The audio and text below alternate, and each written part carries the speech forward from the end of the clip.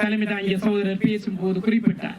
நாகர்கள் இங்கு வாழ்ந்தார்கள் என்பது தற்போது கூட அண்மையில் இங்கு ஆய்வு செய்யப்பட்ட ஒரு பேராசிரியரால் என்னிடம் தெளிவாக எடுத்து கூறப்பட்டது. ஆகவே தமிழ் மக்கள் இந்த பகுதியின் பூர்வீக குடிகள் என்பது பலராலும் கூறப்பட்டாலும் சில இடங்களில் அதற்கான தொல்பொருள் சான்றுகள் இருந்து கொண்டிருக்கின்றன.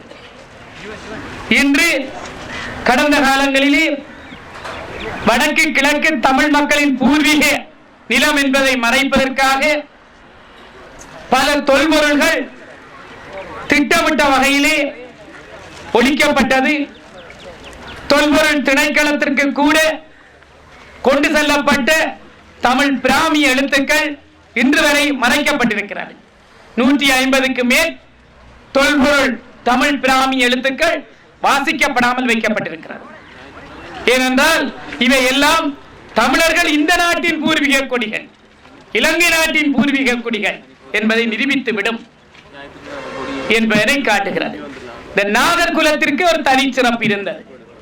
புத்த பகவான் 2வது தடவையாக இலங்கைக்கு வரும்போது நாகர் குலத்தை சேர்ந்த குலோதரன் மகோதரன் என்கின்ற இருவர்கள் மாணிக்காசனத்திற்காக சண்டையிட்டார்கள். அவர்களது பிரச்சனையை தீர்ப்பதற்காக அவர் வந்தார் என்று மகாவம்சம் கூறுகிறது. அவ்வாறாக இருந்தால் இந்த நாட்டிலே சிங்கள மக்கள் என்கின்ற ஒரு இனம், சிங்கள இனம் வருவதற்கு முன்பு தமிழ் இனம் இந்த நாட்டின் பூர்வீக குடியாக வாழ்ந்திருக்கின்றது என்பதை மகாவம்சம் நிரூபிக்கின்றது. அவை இந்த வகையில் இந்த நாகர்களின் அடையாளங்கள், வாழ்க்கைக்கான அடையாளங்கள் இந்த பந்தார்முலையிலும் தேங்கி கிடக்கின்றது. அதனை பாதுகாக்க வேண்டிய கடமை உங்களுக்கும் உண்டு, எங்களுக்கும் உண்டு.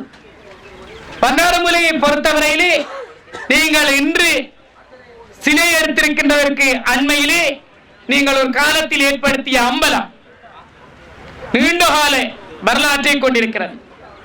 அம்பலம் என்றால் எல்லாருக்கும் தெரியும். பஸ் வண்டியிலே செல்பவர்கள் வண்டாறுமுலையில் இறக்கி விடுங்கள் என்று சொல்ல மாட்டார்கள், அம்பலத்தடியில் இறக்கி விடுங்கள் என்று சொல்லுவார்கள்.